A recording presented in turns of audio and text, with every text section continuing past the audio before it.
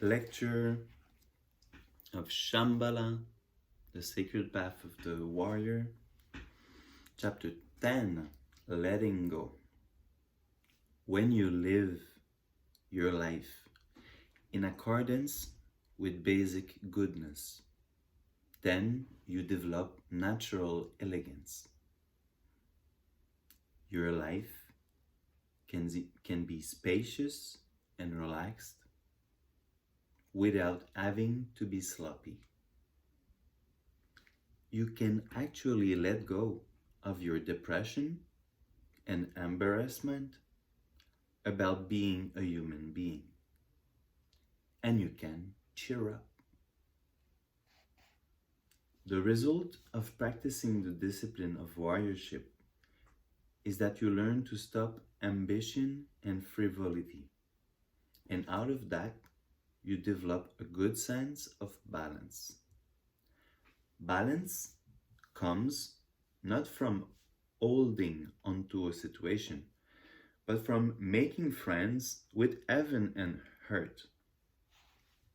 Earth is gravity or practicality. Heaven is vision of the experience of open space in which you can uplift your posture, your head and shoulders.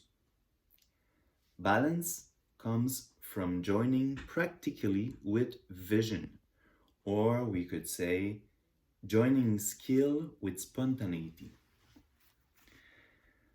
First, you must trust yourself.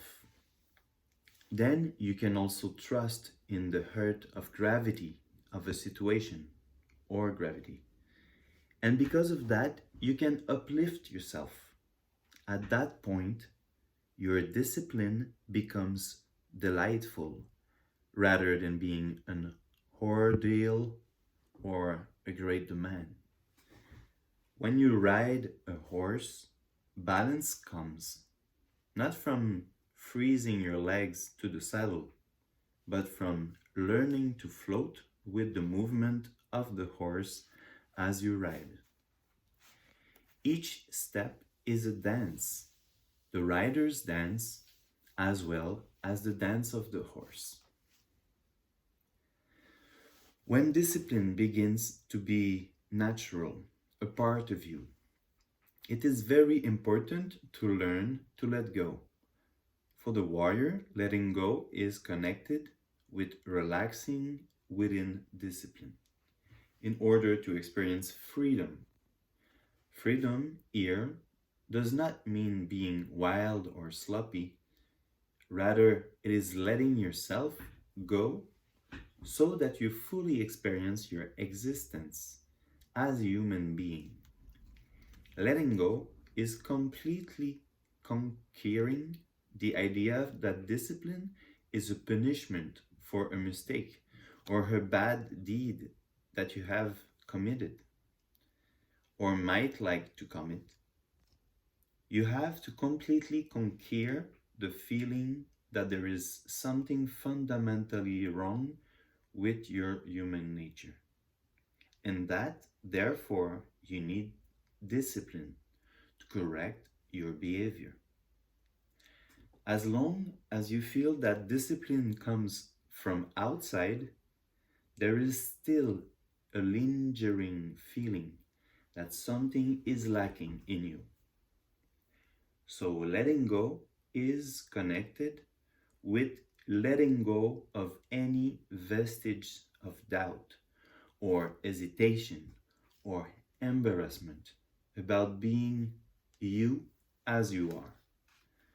You have to relax with yourself in order to fully realize that discipline is simply the expression of your basic goodness. You have to appreciate yourself, respect yourself, and let go of your doubt and embarrassment so that you can proclaim your goodness and basic sanity for the benefit of others. In order to let go, first you have to train yourself in the discipline of renunciation. as well as the aspects of discipline that are discussed in the last chapter. This is necessary so that you will not confuse letting go with aggression or arrogance. Without proper training, letting go can be confused with pushing yourself to the breaking point in order to prove to yourself that you are a brave and fearless person. This is too aggressive. Letting go also has nothing to do with enjoying yourself at other people's expense by promoting your own ego and laying your trips on others. Arrogance of that kind is not really based on letting go in any case. It is based on a fundamental insecurity about yourself, which makes you insensitive, rather than soft and gentle. For example, a professional driver in an auto race can drive at 200 miles an hour on the racetrack because of his training. He knows the limits of the engine and the steering and the tires. He knows the weight of the car, the road conditions, and the weather conditions. So he can drive fast without it becoming suicidal. Instead, it becomes a dance. But if you play with letting go before you have established a proper connection with discipline, then it is quite dangerous. If you are learning to ski and you try to let go and relax at an early level of your athletic training, you might easily fracture a bone. So, if you mimic letting go, you may run into trouble. You might think that, based on this discussion, you will never have sufficient training to let go and relax in your discipline. You might feel that you will never be ready to be a daring person. But once you have made a basic connection to discipline, it is time to let go of those doubts. If you are waiting for your discipline to become immaculate, that time will never come, unless you let go. When you begin to enjoy the discipline of warriorship, when it begins to feel natural, even though it may still feel very imperfect, that is the time to let go. Obviously, letting go is more than just relaxation. It is relaxation based on being in tune with the environment, the world. One of the important principles of letting go is living in the challenge. But this does not mean living with a constant crisis. For example, suppose your banker calls and says that your amount is overdrawn, and the same day your landlord tells you that you are about to be evicted for failing to pay your rent. To respond to this crisis, you get on the telephone and call all your friends to see if you can borrow enough money to avert the crisis. Living in the challenge is not based on responding to extraordinary demands that you have created for yourself by failing to relate to the details of your life. For the warrior, every moment is a challenge to be genuine, and each challenge is delightful. When you let go properly, you can relax and enjoy the challenge. The setting sun version of letting go is to take a vacation or to get drunk and become wild and sloppy and do outrageous things that, in your right mind, you would never contemplate. The Shambhala understanding is obviously quite different. For the warrior, letting go is not based on getting away from the constraints of ordinary life. It is quite the opposite. It is going further into your life because you understand that your life, as it is, contains the means to unconditionally cheer you up and cure you of depression and doubt. The setting sun understanding of cheering up is talking yourself into feeling better rather than actually cheering up. When you wake up in the morning and get out of bed, you go into the bathroom and look at yourself in the mirror. Your hair is somewhat disheveled. You are half asleep, and there are bags under your eyes. In the setting sun world, you can to yourself with a big sight. You say to yourself, here we go again. You feel that you have to crank yourself up to get through the day. To use another example, when the Iranian Revolution Aries were guarding the hostage of the American embassy, they probably woke up in the morning with a feeling of delight. Great, we have hostages next door. That is a setting sun version of cheerfulness. Cheering up is not based on artificial willpower or creating an enemy and conquering him in order to make yourself feel more alive. Human beings have basic goodness, not next door, but in them already. When you look at yourself in the mirror, you can appreciate what you see without worrying about whether what you see is what should be. You can pick up on the possibilities of basic goodness and cheer yourself up if you just relax with yourself. Getting out of bed, walking into the bathroom, taking a shower, eating breakfast, you can appreciate whatever you do without always worrying whether it fits your discipline or your plan for the day. You can have that much trust in yourself, and that will allow you to practice discipline much more thoroughly than if you constantly worry and try to check back to see how you are doing.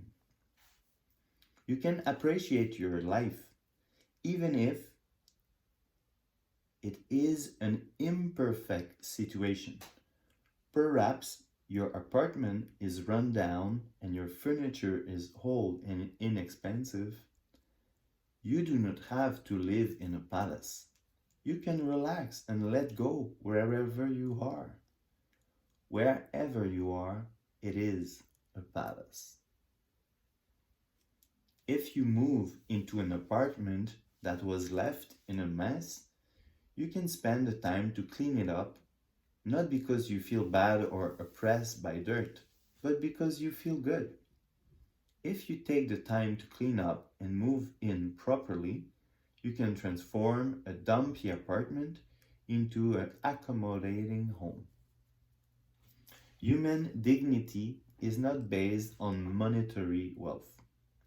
Affluent people may spend a great deal of money making their home luxurious, but they may be creating artificial luxury. Dignity comes from using your inherent human resources by doing things with your own bare hands, on the spot, properly and beautifully. You can do that even in the worst of the worst situations. You can still make your life elegant.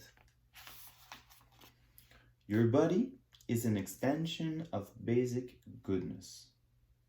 It is the closest implement or tool that you have to express basic goodness. So, appreciating your body is very important. The food you eat, the liquor you drink, the clothes you wear, and getting proper exercise are all important. You don't have to jog or do push ups every day, but it is important to take an attitude of caring about your body. Even if you have a physical handicap, you don't have to feel that you are imprisoned by it. You can still respect your body and your life. Your dignity extends beyond your handicap. In the name of heaven and earth, you can afford to make love to yourself.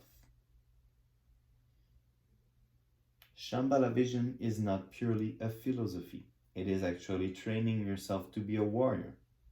It is learning to treat yourself better so that you can help to build an enlightened society. In that process, self respect is very important and it is wonderful, absolutely excellent.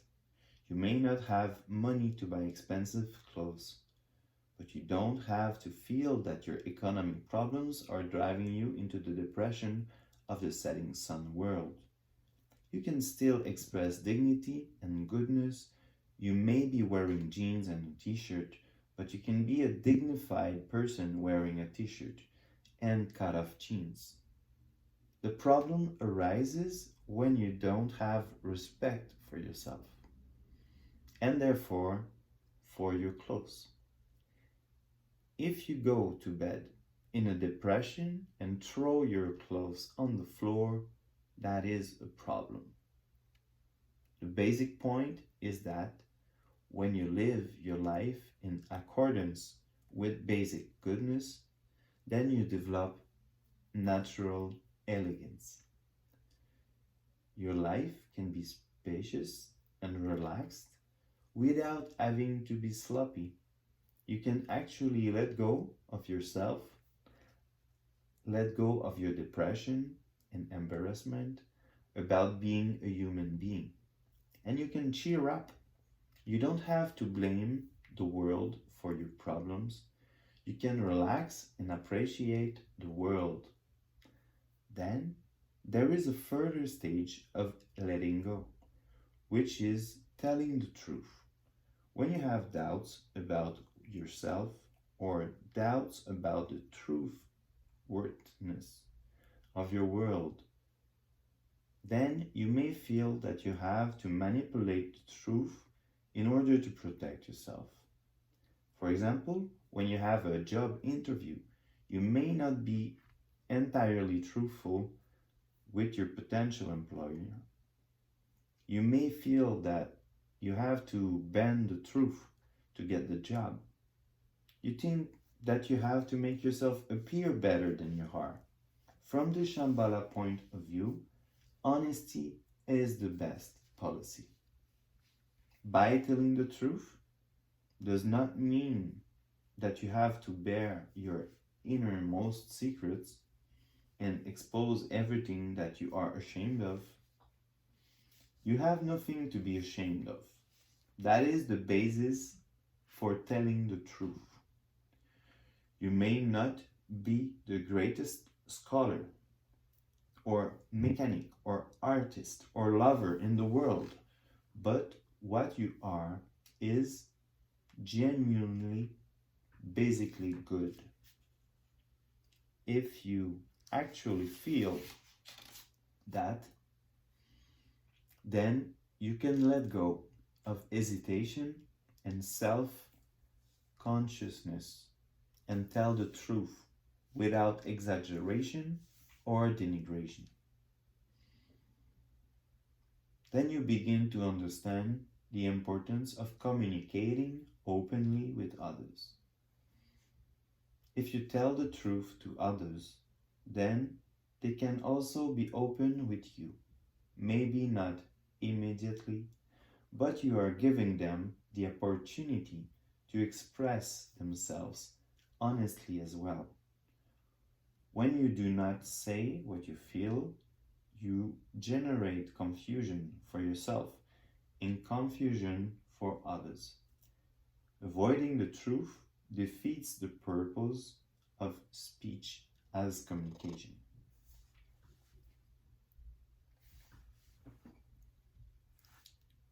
Telling the truth is also connected with gentleness. A Shambhala person speaks gently. He or she doesn't bark. Gentle speech expresses your dignity, as does having good head and shoulders.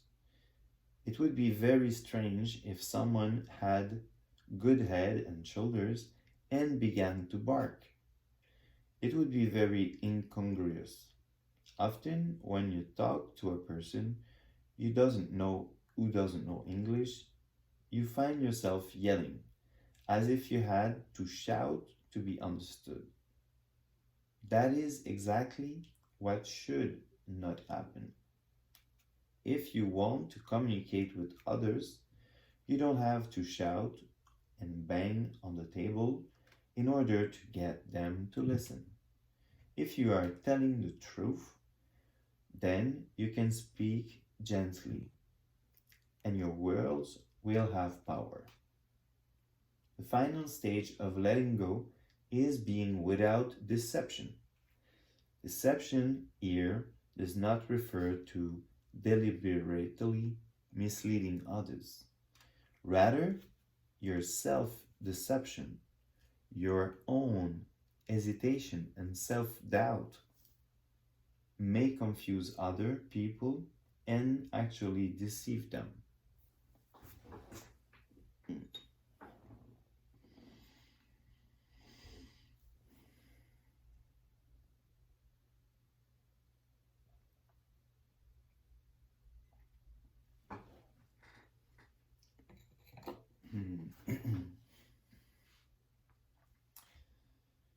You may ask someone to help you make a decision. Should I ask this person to marry me? Should I complain to so and so who was rude to me? Should I take this job? Should I go on vacation? You are deceiving others if your question is not a genuine request for help, but simply reflects your lack of self confidence. Being without deception is actually a further extension of telling the truth. It is based on being truthful with yourself. When you have a sense of trusting in your own existence, then what you communicate to other people is genuine and trustworthy. Self deception often arises because you are afraid of your own intelligence and afraid that you won't be able to deal properly with your life. You are unable to acknowledge your own innate wisdom. Instead, you see wisdom as some monumental thing outside of yourself. That attitude has to be overcome. In order to be without deception, the only reference point you can rely on is the knowledge that basic goodness exists in you already. The certainty of that knowledge can be experienced in the practice of meditation. In meditation, you can experience a state of mind that is without second thoughts, free from fear and doubt. That unwavering state of mind is not swayed by the temporary ups and downs of, of thoughts and emotions. At first, you may only have a glimpse. Through, through the practice of meditation, you glimpse a spark or a dot of unconditional basic goodness. When you experience that dot, you may not feel totally free or totally good, but you realize the wakefulness, fundamental goodness is there already. You can let go of hesitation and therefore you can be without deception. There is an uplift quality to your life which exists effortlessly. The result of letting go is contacting that uplifted energy which allows you to completely join together discipline and delight so that discipline becomes both effortless and splendid. Everyone has experienced a wind of energy or power in their lives. For example, athletes feel a surge of energy when they are engaged in their sport, or a person may experience a torrent of love or passion for another human being to whom he or she is attracted. Sometimes we feel energy as a cool breeze of delight rather than a strong wind. For example, when you are hot and perspiring, if you take a shower, you feel so delightfully cool and energized at the same time. Normally, we think that this energy comes from a definite source or as a particular cause. We associate it with the situation in which we became so energized. Athletes may become addicted to their sport because of the rush they experience. Some people become addicted to falling in love over and over again because they feel so good and alive when they are in love. The result of letting go is that you discover a bank of self existing energy that is always available to you beyond any circumstance. It actually comes from nowhere, but is always there. It is the energy of basic goodness. This self-existing energy is called Windorse in the Shambhala teachings. The wind principle is that the energy of basic goodness is strong and exuberant and brilliant. It can actually radiate tremendous power in your life, but at the same time, basic goodness can be ridden, which is the principle of the horse. By following the disciplines of warriorship, particularly the discipline of letting go, you can harness the wind of goodness. In some sense, the horse is never tamed. Basic goodness never becomes your personal possession. But you can invoke and provoke the uplifted energy of basic goodness in your life. You begin to see how you can create basic goodness for yourself and others on the spot, fully and ideally, not only on a philosophical level, but on a concrete physical level. When you contact the energy of Windorse, you can naturally let go of worrying about your own state of mind and you can begin to think of others. You feel a longing to share your discovery of goodness with your brothers and sisters, your mother and father, friends of all kinds who would also benefit from the message of basic goodness.